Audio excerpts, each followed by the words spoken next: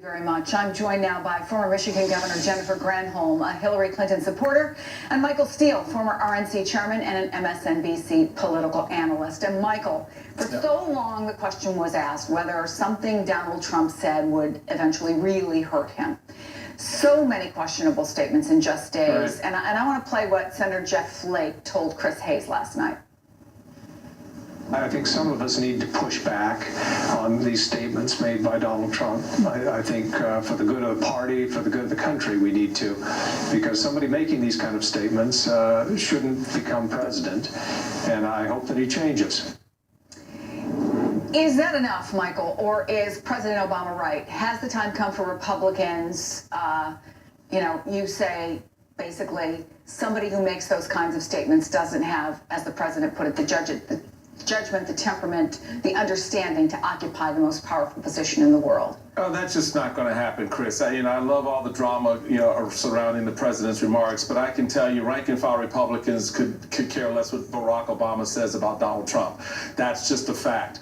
The president, as Kelly noted, has a long-standing beef with Donald Trump. I think rightly so, and so he played that card. Politically, it's smart for him to do that. In terms of the impact on Donald Trump, I'd say it's close to nil. You're talking about a candidate who does not really care about these type of traditional, conventional responses to what he's saying, and that's been borne out over the past year. We still act surprised in this moment when these things happen, and yet this race is still tight. I mean, you can talk about the bump coming out of Philadelphia, 8 points. Given all the nastiness and ugliness that's sort of emanated from the Trump campaign, that should be twice that. And yet there is still a resonance out there with his core supporters and with voters writ large. Now, once we get past the summer, it's a different playground, obviously, when voters really tune in and focus and start to narrow down their decisions. But I don't think what the president says or Congressman Flake or anybody else at this point is going to have too much impact on that. Well, we are getting just now from the Trump-Pence camp, Jennifer, a response to what the president had to say. It's not a tweet, it's a full statement. I want to read just part of it. Obama Clinton have single-handedly destabilized the Middle East, handed Iraq, Libya, and Syria to ISIS, and allowed our personnel to be slaughtered at Benghazi. Then they put Iran on the path to nuclear weapons. Then they allowed dozens of veterans to die waiting for medical care that never came.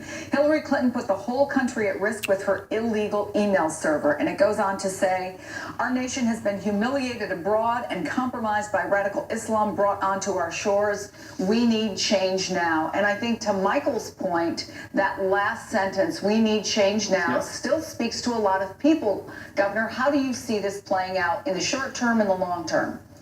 I don't think the change that people are seeking is a change that would descend us into the rat hole that Donald Trump has been taking us into, whether it's this national conversation or whether it's his own personal responses to the most sacred of people that we revere, which are the Gold Star families. He is spiraling out of control. And the globe, and words do matter, it makes a difference who is in leadership. If you have somebody who is so unstable that all of the things he's talking about would be made worse if he were in office, I think that's what the voters are looking at. It is not the kind of change that voters want to see.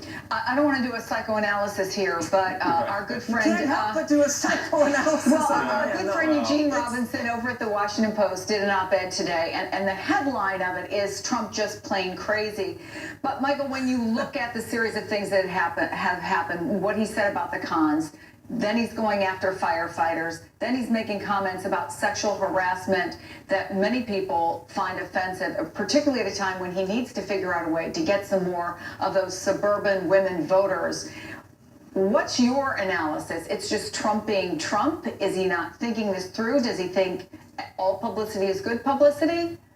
I think, to be honest, Chris, it's a lot of all of that. It's a lot of all of that. I mean, this guy has, from the very beginning, from the moment he came down that escalator, started redefining how he was going to run this race and how he would play out these cards. And from his perspective, just looking, if you want to do the psychoanalysis, from his perspective, he's been successful at besting 16 of what the GOP had to offer. He's competitive with the Democrats, transformative candidate and historic candidate in Hillary Clinton. So from his perspective, there's a vein out there that he's tapped into. Now, how much blood courses through that vein, meaning voter support, and whether that translates into a win in November remains to be seen. But Donald Trump is not going to redefine himself down. He is not going to go into that space to make the governor feel good about him, to make you or me feel good about him.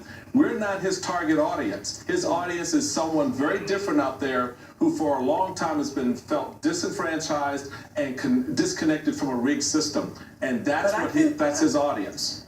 I do agree with you on that, Michael, and I think you would probably agree that that slice of the electorate is not a big enough slice to be able to win a general election. We don't know that. We don't know that, Governor. Well, we don't know right? that. We'll see, right? But yeah. I do think that that slice of the electorate has also been conned before, and they are common sense people, and they can see when something is unraveling. They can see when someone is spinning out of control. They can see when someone is an utter narcissist. Everything has to be about him, and he has to respond to everything, whether it's a good idea or not. And someone like that as commander-in-chief, with the whole arsenal at their disposal, is a dangerous thing for America. So I think even that slice of the base, now obviously Hillary Clinton's not going to get all of them, and obviously working on the economy is really important, but I don't think that even that slice is going to hold together as tight as they are right now if he continues this ridiculous spate of statements and actions that he's been taking on. Former Governor Jennifer Granholm, Michael Steele,